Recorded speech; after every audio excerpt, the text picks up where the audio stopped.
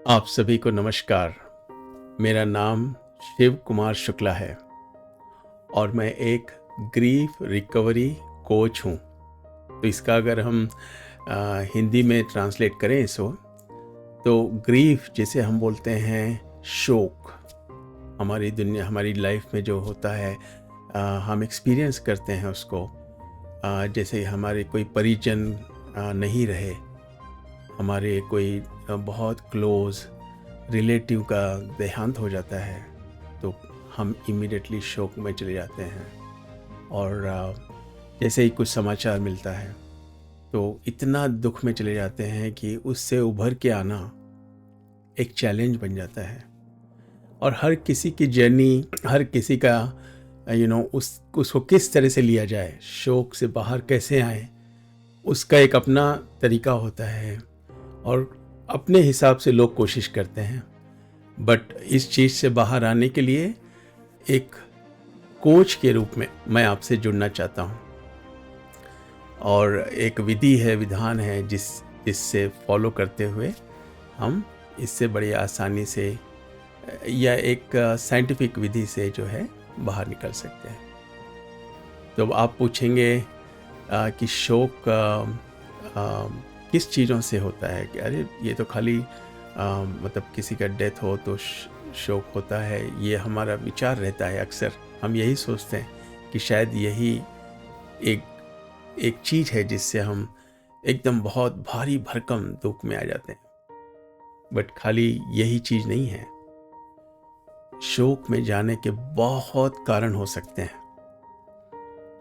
तो सबसे बड़ा कारण तो डेफिनेटली हमारे किसी प्रियजन की मृत्यु हो जाए, जो हमारे साथ ना रह पाए, तो वो एक सबसे बड़ा कारण होता है। और उसके अलावा बहुत से और कारण हैं। फॉर एग्ज़ाम्पल, अगर किसी के मैरिज में डिवोर्स हो जाता है, आजकल कुछ कॉमन हो रहा है, जिन नई जनरेशन में कुछ बात नहीं बनती है तो वो एकदम से जाते हैं कि अरे अब हमसे नहीं रह पा रहा है, चलो हम डिवोर्स फाइल करते हैं। और ये भी चीज़ अच्छी नहीं है। जो हमारे माता पिता थे और जो हमारे संस्कार हैं बचपन से, हम लोग निभाने के उसमें बहुत बिलीव करते हैं, बहुत विश्वास करते हैं। बट अगर किसी के साथ ऐसा होता है डिवोर्स, तो वो बहुत दुख से गुजरना पड़ता है। खाली उन्हीं को नहीं, उनके परिवार को, उनके प्रियजन को भी, उनके माता पिता, कोई भी नहीं चाहता कि मेरा बच्चा इससे गुजरे, राइट? मेरी बेटी या बेटा को डिवोर्स हो और उसकी ज़िंदगी में ऐसा कुछ हो।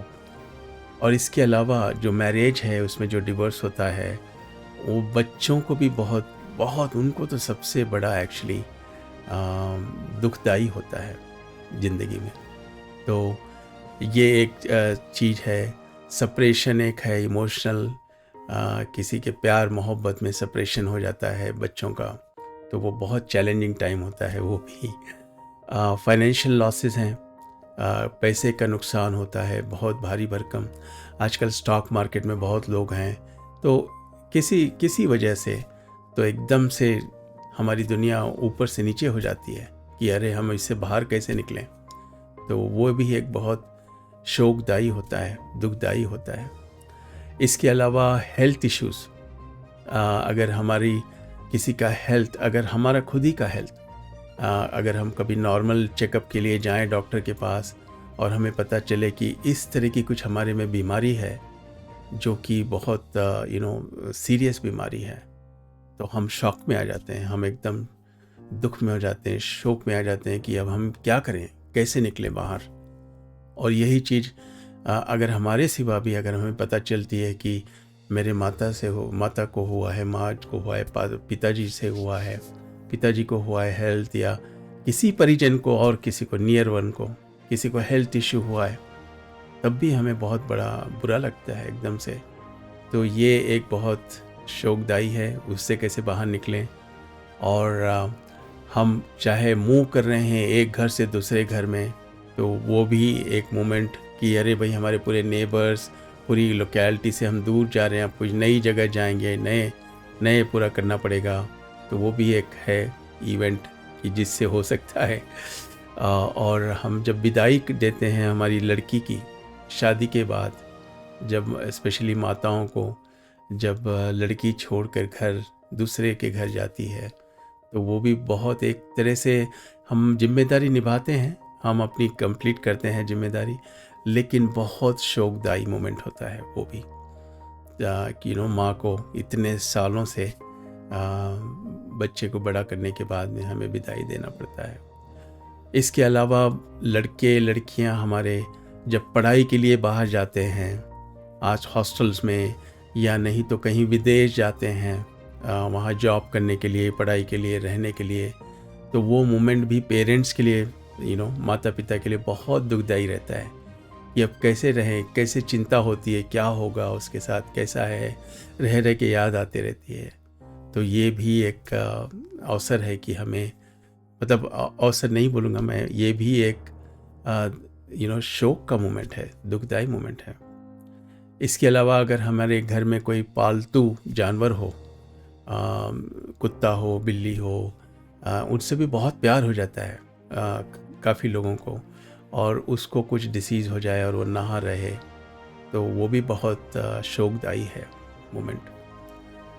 इसके अलावा रिटायरमेंट हो जाए किसी का, और रिटायरमेंट के बाद एकदम से जॉब से गुड बाय करें और फिर घर में रहना चालू करें, तो वो जो रिटायरी होते हैं उनके भी बहुत इससे गुजरना पड़ता है, शोक से, दुख से कि भाई मेरा जो लाइफ थी वहाँ पर, दोस्त थे ऑफिस में, उनके साथ कितना अच्छा टाइम बीतता था, वो मिस करते हैं।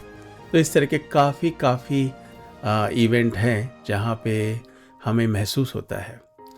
और हर किसी की लाइफ में, हर किसी के, हम जो फैमिली में रोल निभा रहे हैं, वो रोल के हिसाब से भी एक अलग तरह के हमें दुखद मोमेंट मिल सकते हैं।